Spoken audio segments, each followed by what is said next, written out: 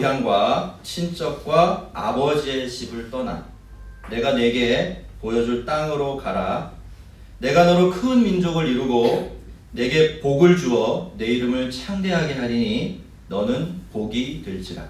아브라함은 이 약속을 붙들고 고향집을 떠났는데요. 창세기 12장에서 출발해서 15장까지 가는 동안 하나님께서는 이 아브라함에게 굉장히 놀라운 일들을 많이 경험하도록 해주셨어요. 아시다시피 하나님을 믿어야 하고 하나님의 약속을 믿어야 했기 때문이죠. 아직 그 믿음이 준비되어 있지 않았기 때문에 아브라함을 아주 특별 대우를 하셔서 아브라함이 잘못을 할 때도 아브라함을 혼내는 것이 아니라 옆에 있는 사람 두드러 패시고 이렇게 해서 하나님이 얼마나 대단한 것인지 계속 보여주셨어요. 근데 여러분 이 12장에서 15장까지 우리는 쉽게 휙 지나가면서 읽지만 꽤 많은 세월이 흐른 겁니다. 시간이 흘러가는 거예요. 시간이 흘러갔다는 것은 그만큼 아브라함이 지금 나이가 많아지고 있다는 뜻이고, 그렇다면 다른 건 어떨지 몰라도 하나님이 약속하신 대로 이제 점점 더 아들을 자기 힘으로 낳을 수 있는 가능성이 낮아지고 있는 거죠. 그래서 15장에 가면요, 하나님의 의도와는 완전히 다르게 아브라함은 거의 믿음을 잃어버린 상태로 바뀌어버려요. 이런 생각을 한 겁니다. 지금 와서 내가 복을 받으면 무슨 소용이 있어. 아들도 못 낳는데. 그 아들도 못 낳는데 후에 자녀를 더 자손들을 많이 주신다고 있을 수가 없는 일이지. 이렇게 좀 실망하고 낙심하고 있었죠. 하나님도 그걸 알고 계셨고요. 그래서 15장에서 하나님께서 나타나신 다음에 이 아브라함에게 그렇게 말씀하시죠. 나는 네 방패요 너의 지극히 큰 상급이니라. 아브라함을 좀 위로해주고 격려해주고 싶으셨던 거지만 아브라함을 굉장히 시큰둥해합니다. 그래서 하나님께서는 그날 밤에 이 약속, 옛날에 주셨던 그 약속을 아예 하나님과 이 아브라함 사이에 공식적인 언약으로 만들어 버리고 계십니다. 하나님께서는 아브라함에게 짐승들을 준비해서 그 짐승들을 반으로 쫙 쪼개라고 하셨고 양쪽으로 버려서 쫙 진열해 놓으라고 그렇게 말씀을 하셨어요. 아브라함도 뭘 하나님이 하시려는지 잘 알고 있었습니다. 왜냐하면 그 당시 그 동네 사는 사람들이 아주 중요한 언약을 맺을 때는 늘 그렇게 짐승들을 반으로 딱 쪼개놓고 그 사이를 함께 지나가면서 만약에 내가 이 언약을 어길 시에는 내가 이 짐승처럼 될 거다라는 저주를 하면서 언약을 맺었기 때문이에요. 한참 이제 준비를 해놓고 기다려도 하나님이 나타나지 않으셨다가 한밤중에 하나님께서 아브라함을 찾아오셨죠. 아브라함은 당연히 하나님께서 야 이제 나하고 같이 이 가운데를 지나가자라고 이렇게 말씀하실 것이라고 생각을 했지만 하나님은 이상하게도 그렇게 하지 않으셨죠. 어떻게 하셨습니까? 하나님 혼자서 횃불을 들고 그 재물들 사이, 그렇게 버려놓은 짐승들 사이를 그냥 홀로 지나가셨어요. 깜짝 놀랐을 겁니다. 하나님 왜 저러실까? 원래 이런 식으로 언약을 맺는 게 아닌데 왜 저러실까라고 아브라함이 생각을 했겠지만 사실 여러분 그것은 하나님의 굉장히 확고한 의지의 표명이었습니다. 하나님께서는 그렇게 말씀하신 것이죠. 네가 이런 상황에서 내 약속을 믿지 못하는 것 나 충분히 이해할 수가 있다. 하지만 원래부터 내가 너한테 준 약속은 이건 일방적인 것이었고 그건 지금도 변함이 없어. 이걸 봐라. 앞으로 이 약속에 대한 모든 책임은 내가 다 질 거야. 거기 필요한 모든 일 내가 다 할 거야. 내가 목숨을 걸고 어떻게든 이 약속을 이루어낼 거야. 이렇게 말씀하신 것이죠. 여러분 어떻죠? 하나님은 정말로 이 약속 지키셨습니까? 그렇죠. 이스라엘 백성들이 그 증거고 오늘 예수를 믿는 저와 여러분이 그 약속이 완벽하게 성취되었다는 무엇보다도 확실한 증거입니다. 그렇지만 여러분 원래대로 하면요 하나님은 사실 이 언약을 지키실 수가 없으셨어요. 아브라함의 자손들이 수도 없이 하나님과 맺은 언약을 깨트리고 또 깨트렸기 때문이죠. 우선 그들은 약속을 믿지 못하고 또 믿음을 가지고 살아가지 못했습니다. 하나님의 백성이 되기를 거부했죠. 하지만 결국 하나님께서는 하나님의 약속을 그대로 이루셨습니다. 어떻게 해서? 그렇게 약속을 깨트리고 언약을 망가뜨린 사람들이 지불해야 될 대가를 하나님이 대신 지불해 주심으로써 그 모든 약속들을 끝내 이루고 마셨습니다. 이로 말미암아 그는 새 언약의 중보자시니 이는 첫 언약 때에 범한 죄에서 속량하시려고 주구사 부르심을 입은 자로 하여금 영원한 기업의 약속을 얻게 하려 하십니다. 우리는 지난 주일에 이 말씀을 살짝 살펴보고 넘어왔는데요. 여러분, 우선 예수님께서 이 언약, 여기 나오는 이 옛 언약보다 더 나은 새 언약의 중보가 되셨다라는 말은 예수님께서 그동안에는 절대로 인간들이 해결할 수 없었던 두 가지 문제를 해결해 주셨다라는 뜻이라고 말씀을 드렸어요. 첫 번째는 뭐죠? 죄 문제를 해결해 주셨습니다. 우리의 모든 죄를 완벽하게 없애 주셨어요. 당신의 보배로운 피를 값으로 지불하시고 죄의 종이었던 우리를 풀어서 자유케 만들어 주신 거죠. 그래서 둘째로 예수님은 하나님 앞에서 우리가 우리의 양심에 거리낌이 없을 수 있도록 만들어 주신 겁니다. 성경의 표현으로 하면 우리의 양심을 완전하게 만들어 주신 거예요. 왜 그럴까요? 죄의 문제가 사라졌다면, 죄가 완전히 없어져 버렸다면 죄가 만들어내는 양심의 문제는 당연히 사라질 수밖에 없겠죠. 그래서 이 두 가지는 사실 하나로 묶여진 그러한 우리에게 주어진 하나님의 은혜이기도 합니다. 여러분, 그렇게 해서 우리는 첫 언약 아래서 범한 죄, 율법이 정죄하고 또 때로는 우리의 양심이 우리를 고발하는 그런 모든 죄악으로부터 자유를 얻게 되었습니다. 여러분, 다시 말씀드리지만요, 이제 우리가 하나님께 나아갈 때 우리와 하나님 사이에 가로막을 수 있는 건 아무것도 없다는 것을 확신할 수 있습니다. 우리가 진심으로 우리의 죄를 고백하면서, 그렇죠? 그래도 우리가 죄를 짓기 때문에 죄를 지으면서 하나님의 은혜에 의지해서 매일매일의 삶을 살아가는 것 포기하지 않는 한 우리가 하나님을 향해서 나아갈 때 거리낌 없이 하나님께 다가가도 괜찮습니다. 여러분, 이건요, 우리 느낌이나 감정의 문제가 아니에요. 내가 그렇게 느껴지지 않아 라고 말할 게 아니라는 겁니다. 이거는요, 사실을 사실로 받아들이느냐 그렇지 않느냐의 문제. 왜 그러냐? 예수님께서 이미 이 모든 걸 그렇게 만들어 놓으셨기 때문이죠. 그래서 우리가 할 수 있는 일은요, 둘 중에 하나밖에 없어요. 이걸 믿고 열심히 하나님께로 다가가서 하나님께서 계시는, 그리고 하나님을 누리는 삶을 진짜로 살아내겠느냐, 아니면 그냥 늘 그래 오던 대로 하나님과의 마음의 거리를 두고 하나님이 없는 듯한 삶을 살아가겠느냐, 이 둘 중에 하나밖에 우리가 할 수 있는 일이 없는데, 그런데 여러분, 우리가 성도라면요, 이 두 가지 중에 하나는 아예 생각도 하지 말아야 돼요. 그죠? 두 번째 거 생각하면 안 되는 겁니다. 우리는 어떻게 합니까? 뭐만 생각해야 되죠? 한없이 하나님께로 다가가고 하나님을 정말 많이 누리는 그 일만 생각해야 돼요.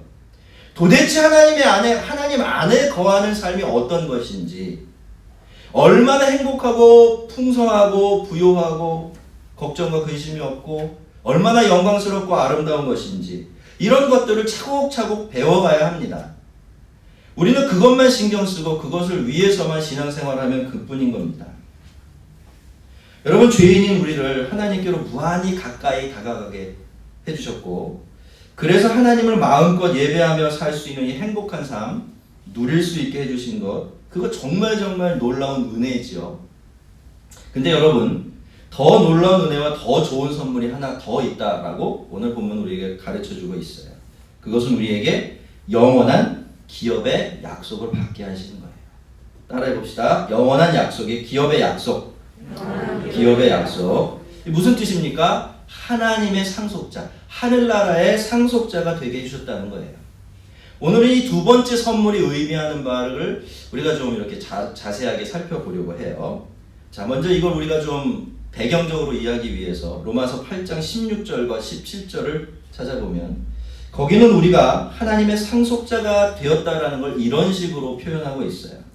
성령이 친히 우리의 영과 더불어 우리가 하나님의 자녀인 것을 증언하나니, 요렇게 해놓고 지금부터가 중요해요. 한번 들어보십시오. 하나님의 자녀이면 또한 상속자요. 그 다음에 그리스도와 함께한 상속자니 우리가 그와 함께 영광을 받기 위하여, 뒤에는 생각하지 마세요. 오늘 주제가 아니니까, 고난도 함께 받아야 할 것이니라. 신나다가 푹 주저앉지만, 그죠? 네. 분명한 게 있어요. 여러분, 하나님의 자녀이면 어떤 신분이 자동으로 생겨요? 하나님의 상속자의 신분이 자동으로 생겨요. 하나님의 상속자라는 것은 어떤 상속자라는 뜻입니까? 급이 낮은 상속자인가요? 아니요. 누구와 똑같은?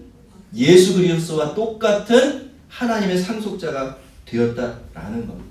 그 예수님이 누리던 영광을 똑같이 물려받아서 나도 누릴 수 있는 그런 예수님과 거의 레벨이 거의 같은, 그렇죠? 그런 상속자가 되었다는 거예요. 여러분, 옛날에 로마 시대에 누군가의 상속자가 된다는 것은요, 그 아버지가 되는 사람의 모든 권한과 재산을 다 물려받는다는 뜻이에요. 부족함이 없다는 뜻입니다. 아들됨에 있어서. 우리가 하나님의 상속자가 됐다는 것도 마찬가지이죠. 우리가 지금 이 세상에서 사는 삶이 어떤 모양이든지 간에 우리는 결국에는 하나님께서 예수님께 주셨던 그 모든 것들을 다 함께 누리며 살아가게 될 것입니다. 제가 가끔 소개해드리는 리처드 필리스 목사님은요, 우리가 하나님의 상속자가 되었다는 것의 실제적인 의미, 현실적인 의미를 이렇게 좀 설명을 해주고 있어요. 이렇게 얘기합니다. 우리가 하나님의 상속자가 된다는 이 사실이 지금 여기에 사는 우리에게 어떤 의미가 있습니까? 여러분, 누군가가 여러분에게 여러분이 하나님의 자녀가 되고 하나님의 상속자가 되었다는데 그게 도대체 무슨 뜻입니까? 여러분이 지금 사는 삶과 무슨 상관이 있습니까? 물으면 여러분 뭐라고 대답해 줄 수 있으시겠어요? 이 목사님은 이렇게 그 이야기를 풀어내고 있습니다. 그것은 하나님께서 예수님을 돌봐주셨을 때와 똑같은 사랑으로 우리를 돌봐주신다는 뜻입니다. 예수님께 성령을 보내주셨듯이 우리에게도 성령을 보내주셔서 거룩하고 충만한 삶을 살게 해주신다는 뜻입니다. 예수님처럼 우리도 하나님의 새 생명을 누리면서 하나님의 거룩한 능력 안에서 새로운 삶을 살게 된다는 뜻입니다. 하나님이 우리의 아버지가 되시며 우리는 하나님의 자녀가 된다는 뜻입니다. 성도 여러분, 우리가 하나님의 상속자가 될 때 얻게 되는 복이 무엇이죠? 그것은 바로 하나님이 예수님을 대해주셨던 것과 똑같은 방식으로 하나님이 우리를 대해주시는 그런 복을 얻게 된다는 거예요. 나중에 천국에 가서가 아니에요. 지금 여기서도 우리가 하나님께서 온전히 나의 아버지 되어주시는 그 복을 누리며 살 수 있게 되었다는 것, 그것이 바로 우리가 하나님의 상속자가 되었다는 현실적인 의미의 핵심인 것입니다. 여러분, 하나님은 우리의 아버지세요. 개념이 아니에요. 진짜 아버지세요. 그래서 우리는 예수님처럼 기뻐할 수 있죠. 예수님처럼 평안할 수 있고요. 예수님처럼 담대할 수 있고요. 예수님처럼 여유로울 수 있습니다. 예수님처럼 사랑하고 예수님처럼 섬길 수 있습니다. 예수님처럼 아름답고 향기롭게 살아낼 수가 있습니다. 무엇을 먹을까, 무엇을 입을까 하는 문제는 전부 다 우리 아버지께 맡겨버리고 먼저 그 나라와 그 일을 구하는 그 풍성하고 영광스러운 삶을 살 수가 있는 겁니다. 여러분, 이것이 바로 하나님께서 우리 아버지 되어주시는 복이고요. 우리가 하나님의 상속자가 되었을 때 이 세상에서 실제로 누리게 되어지는 우리에게 허락된 복들입니다. 여러분, 우리가 하나님의 상속자가 되어질 때 이런 식으로 하나님과 우리의 삶은 직결됩니다. 온전하게 연결되어지는 거예요. 실제적으로 말이죠. 하지만 여러분, 이것이 우리가 얻는 복의 전부가 아니에요. 더 대단한 복이 따로 있다고 말씀을 드렸죠. 그것은 우리가 하늘의 영광, 예수 그리스도의 영광을 얻게 된다는 것입니다. 사도 바울은 다시 로마서 8장 같은 곳에서 이렇게 이야기해요. 생각건대 제가 계속 고민해 봤다는 거예요. 헤아려 보고 재봤다는 거죠. 현재 고난은 장차 우리에게 나타날 영광과 좋게 비교할 수 없도다. 생각건대 현재 고난은 장차 우리에게 나타날 영광과 좋게 비교할 수 없도다. 여러분, 바울이요, 절대로 잘 먹고 잘 살고 편안하게 있으면서 이런 이야기 한 게 아니죠. 바울은 정말 엄청난 고난들도 가득 찬 인생을 살았던 사람이에요. 우리가 그가 이미 알려준 이 고난, 자기가 당한 고난의 목록들을 쭉 읽다가 보면, 야, 이 사람이 결국은 죽음도 당했지만, 야, 이분이 정말 죽음을 제외한 이 세상에 존재하는 거의 모든 고난들을 다 당했구나 라고 생각하게 돼요. 여러분, 그렇지 않습니까? 만약에 우리가 복음을 전한다는 이유로 하나님께서 우리에게 이런 고난을 주신다면 우리는 이런 고난 중에서 서너 개만 당해도 나 하나님 안 믿을래요 하고 도망칠지도 몰라요. 근데 여러분, 바울이요, 그런 바울은 그렇게 이야기하는 거예요. 이 모든 고난, 내가 평생 당한 모든 고난과 고통을 다 한 군데 모아놓아도 그건 내가 하늘에서 누리게 될 그 그리스도의 영광과 비교할 때 전혀 비교의 대상조차가 되지 못한다라고 말한 겁니다. 여러분, 그가 맛보아 알았던 하늘의 영광이 얼마나 좋고 대단한 것이었기에 그는 이렇게 말할 수 있었던 것일까요?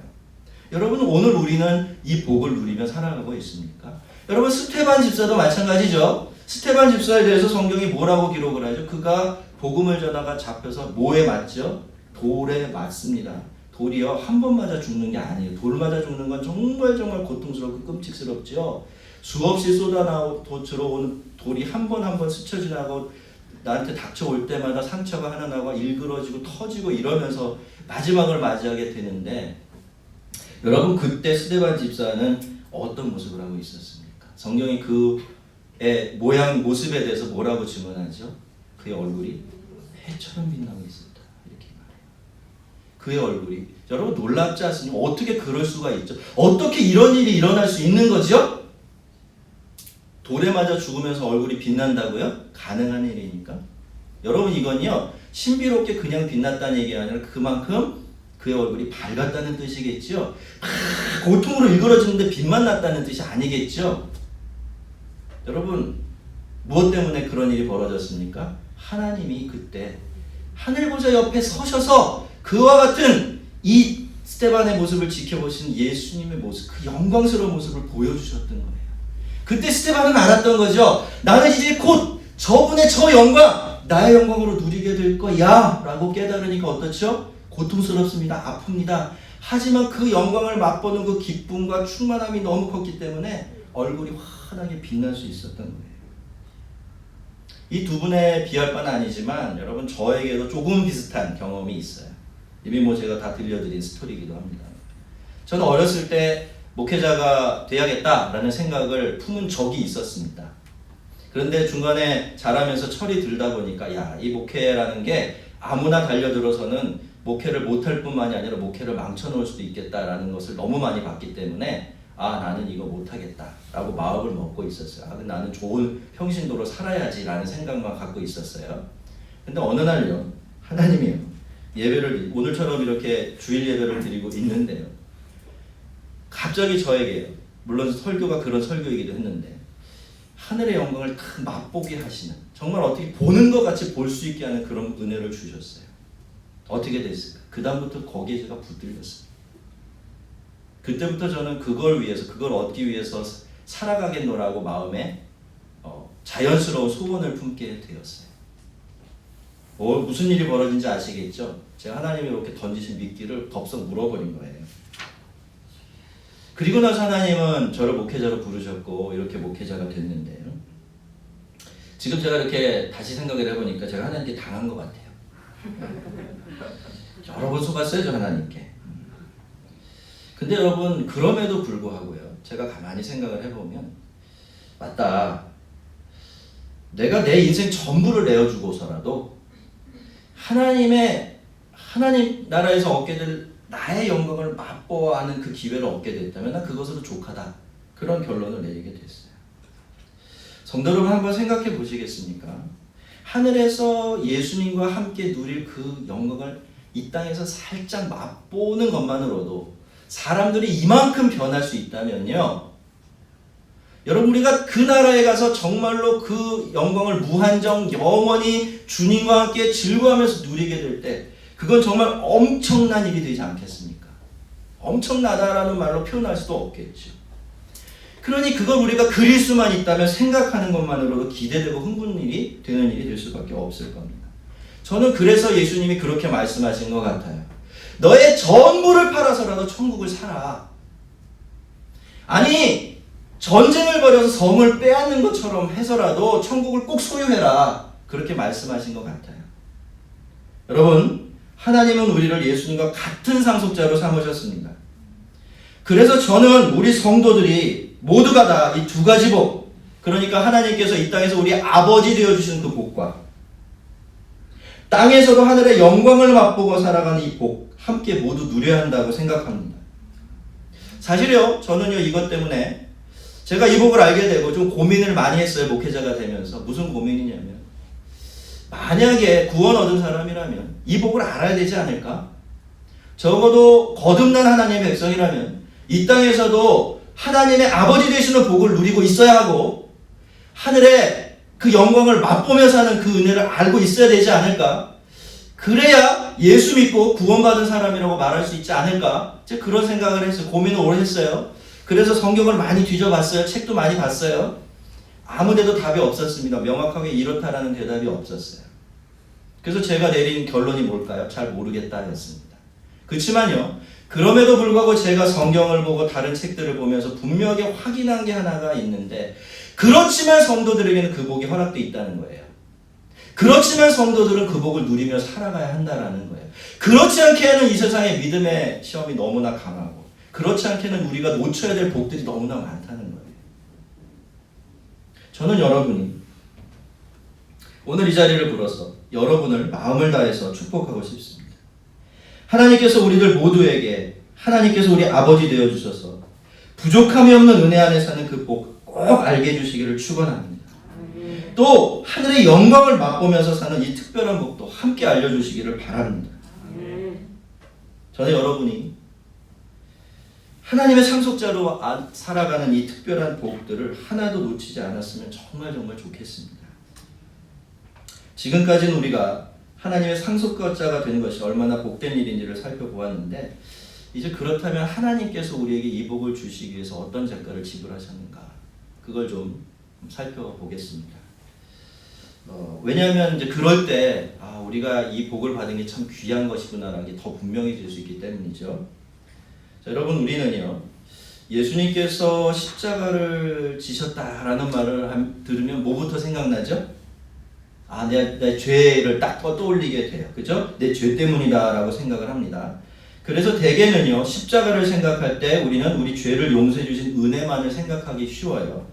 하지만 여러분 예수님의 십자가는요 우리가 하나님의 상속자가 되는 일을 위해서도 꼭 필요한 것이었어요. 왜냐하면 예수님의 보혈이 우리가 깨뜨려버린 그 복된 언약을 원상복구하는데 반드시 필요한 것이었기 때문입니다. 유언은 유언한 자가 죽어야 되나니 유언은 그 사람이 죽은 후에야 유효한즉 유언한 자가 살아있는 동안에는 효력이 없느니라. 16절과 17절 말씀인데요. 여러분 이게 유언의 일반적인 특징이죠. 유언은 유언하는 사람이 죽어야만 유언한 그대로 실행되게 되어 있습니다. 그런 점에서 유언은요 한 사람의 죽음을 매개로 해서 맺어지는 언약이다 그렇게 표현할 수가 있을 겁니다. 그런데 히브리서가 언약 얘기를 하다가 갑자기 유언 이야기를 꺼내고 있는 것은요 하나님과 하나님 백성들 사이에 맺어진 언약이라는 것이 그 특징을 살펴보면 사람이 하는 유언과 너무 많이 닮아있기 때문이에요. 사실 원어로 보면요 사실 언약, 유언 똑같은 단어를 사용하고 있어서 이 히브리서 안에서 이 말이 어떻게 번역되어야 될지 명확하지 않게 되어 있어요. 그만큼 비슷하다라는 거겠죠. 자, 그것은요 우리가 아브라함 언약을 살펴보아도 잘 알 수가 있는데요. 여러분 거기서 쪼개진 짐승 이건 언약을 맺는 당사자들을 상징하고 사실상 대신하는 거예요. 그러니 언약을 맺은 당사자들이 그 언약을 맺을 때 그 언약 안에서 그들은 이미 죽습니다. 그 언약 안에서 자기를 죽이고 그 죽음을 받아들이지 않으면 언약은 맺혀질 수가 없게 되고요. 그러면 그 언약은 효력이 없습니다. 그런 점에서 하나님의 언약은 유언과 굉장히 비슷한 점이 있는 거죠. 그러므로 첫 언약도 피 없이 세운 것이 아니니 시내산에서 맺었던 그 언약도 다르지 않았습니다. 시내산 언약도 피로 세워졌는데요. 19절과 20절은 그것을 이렇게 설명을 하고 있어요. 모세가 율법대로 모든 계명을 온 백성에게 말한 후 이건 언약의 계약 조건을 지금 쭉 낭독을 해줘. 하나님이 너희들에게 이런 언약 조건을 제시하고 있는데 받아들이겠느냐 그런 얘기예요. 다시 한번 일깨워 주는 거죠. 그 다음에 이렇게 말해요. 송아지와 염소의 피 및 물과 붉은 양털과 우슬초를 취하여 그 두루마리와 백성에게 뿌리면 이르되 이는 하나님이 너에게 명하신 이게 우리나라 말 성경에 빠져 있는데 너희를 위한이라는 말이 있어요. 원래 명하신 너희를 위한 언약의 피니라 이렇게 되어 있어요. 여러분 그때 뿌려진 짐승의 피는 죄사함의 피가 아니었어요. 뭐라고 부르죠? 언약의 피라고 부릅니다. 그날 시내산에서는요, 하나님도 그렇고 백성들도 그렇고 자기의 생명을 걸고서 이 언약을 체결하였던 거죠. 이제부터는 이 언약을 내 생명처럼 어기겠다. 내가 이 언약을 깨뜨리면 내 목숨을 내놓겠다. 이렇게 맹세를 하고서 이 언약을 맺게 된 겁니다. 율법을 따라 거의 모든 물건이 피로써 정결하게 되나니 피 흘림이 없은즉 사함이 없느냐. 근데 엄청난 문제가 발생을 해요. 그 언약이 깨져버린 거죠. 이스라엘 백성들이 그 언약을 완전히 망쳐버린 겁니다. 그저 율법 몇 가지 어기고 죄 몇 개 지은 차원이 아니라 아예 이들이 하나님의 언약 밖으로 나가버렸어요. 여러분, 언약의 핵심이 뭘까요? 그건 율법을 지키는 게 아니에요.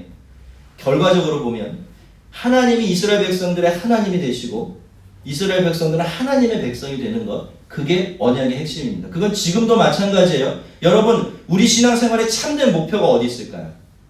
내가 하나님의 백성이 되고 하나님은 나의 하나님이 되는 것, 그게 우리가 하나님 사이에 지켜내야 될 가장 중요한 핵심 가치인데 이스라엘 백성을 이걸 아예 깡그리 무시하고 밖으로 나가 버리는 거예요.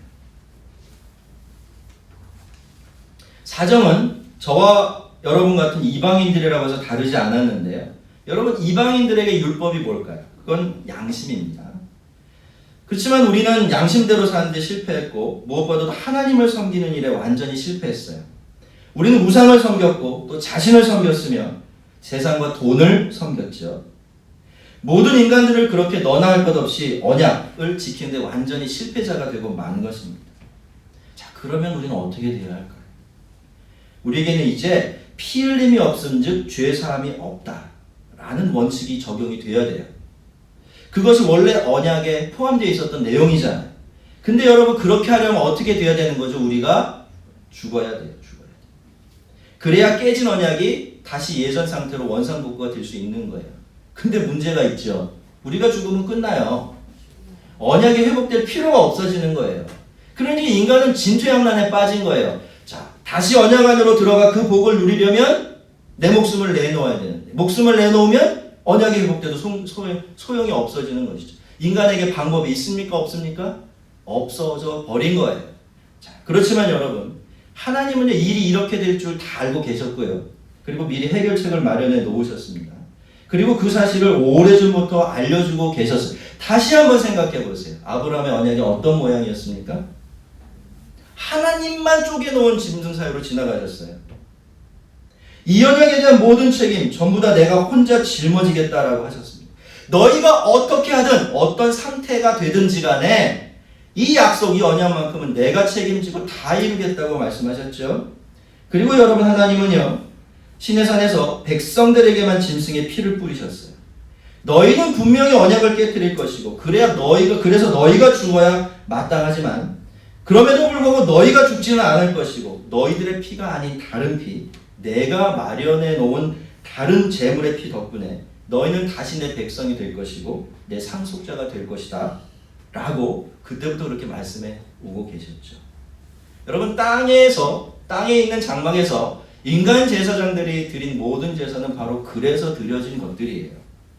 우리의 목숨이 아닌 다른 목숨이 언약을 깨뜨린 우리의 목숨을 대신해 주어야만 다시 우리가 언약 백성으로 살아가는 복을 유지할 수 있기 때문이죠. 하지만 여러분, 그 제사들은 진짜가 아니라 모형이었습니다. 애초부터 짐승 제사는 깨진 언약을 되돌릴 수가 없었어요. 왜? 짐승의 목숨이 우리의 생명을 대신할 수는 없기 때문입니다. 자, 이제 우리 23절로 한번 가볼까요? 함께 제가 읽어드리겠습니다. 그러므로 하늘에 있는 것들의 모형은 이런 것들로서 정결하게 할 필요가 있었으나 하늘에 있는 그것들은 이런 것들보다 더 좋은 제물로 할지니라. 당연한 이야기죠, 여러분. 땅에 있는 모형을 잠시 동안 깨끗하게 되돌리기 위해서 짐승의 피가 흘려지고 뿌려져야 했다면 하늘에 있는 참된 것, 그러니까 하나님과 우리 사이의 관계가 완전하게 영원하게 다시 세워지고 회복되려면 그 짐승의 피와는 비교할 수 없을 정도로 대단한 가치를 지닌 피가 흘려져야만 하죠. 그래야 균형이 맞는 거죠. 근데 또 문제가 있죠. 우리의 피도 그 일을 대신할 수가 없는 거예요. 아까 그 이유 때문에, 그죠? 우리 죽을 수가 없는 거죠. 그래서 예수님께서 그 자리로 들어가신 거예요. 24절과 26절입니다. 그리스도께서는 참것의 그림자인 손으로 만든 성소에 들어가지 아니하고 바로 그 하늘에 들어가사 우리를 위하여 하나님 앞에 나타나신 제사장의 모습입니다. 쭉 넘어가 보시면 26절 마지막에 이제 자기를 단번에 드려 죄를 없이 하시려고 세상 끝에 나타나십니다. 시내산에서 언약을 맺을 때 모세는 짐승의 피를 가지고 땅에 있는 성막으로 들어가서 백성들을 대표하고 그리고 백성들과 함께 하나님 앞에 나타났어요. 그리고 그 다음부터 아론 계열의 대제사장들은 그 일을 매년 한 번씩 반복을 했던 겁니다. 하지만 예수님은 땅에 있는 성막이 아니라 하나님 보좌 앞으로 직접 들어가셨어요. 짐승의 피가 아니라 예수님의 보혈을 가지고 말이죠. 그렇게 우리를 대표해서 그리고 우리와 함께 하나님 앞으로 영원히 들어가신 겁니다. 여러분 성경에서 영원하다라는 말이 나오면 두 가지를 생각하시면 돼요. 다 끝났다 이렇게 생각하시면 돼요. 다 끝났다. 더 이상 필요한 게 없다. 그리고 그 효력이 없어지는 법이 없다. 이렇게 생각하시면 됩니다. 한 번 죽는 것은 사람에게 정해진 것이요. 그 후에는 심판이 있습니다. 여러분 원래요. 이것이 우리의 이야기가 돼요. 그죠? 이것이 모든 인생의 결론이어야만 합니다.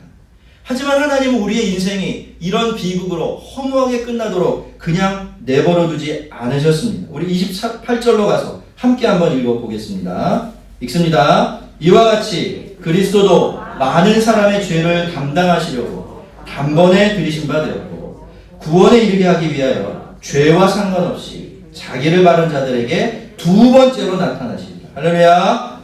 여러분 모든 사람은 한 번 죽어야 돼요. 죽은 다음에는 예외 없이 심판을 받고 결과적으로는 멸망을 받아야 하죠. 왜냐하면 그것이 언약을 깨뜨린 모든 사람들에게 정해져 있었던 운명이기 때문입니다. 그런데 예수님께서 우리의 죽음을 짊어지신 거죠. 옛날 아브라함 언약 때 그렇게 말씀하셨고 신해선 언약 때 다시 한번 확인시켜 주셨던 것처럼 우리를 위해 대신 죽으시고 그 피를 우리에게 뿌려주심으로써 언약을 깨뜨린 책임과 결과를 다 예수님께서 짊어지신 대신에 그 언약은 다시 깨질 수 없는 상태로 회복되었고 저와 여러분은 다시 하나님의 상속자가 되는 복을 얻게 된 것입니다. 다시 한번 28절의 마지막 부분을 보겠습니다.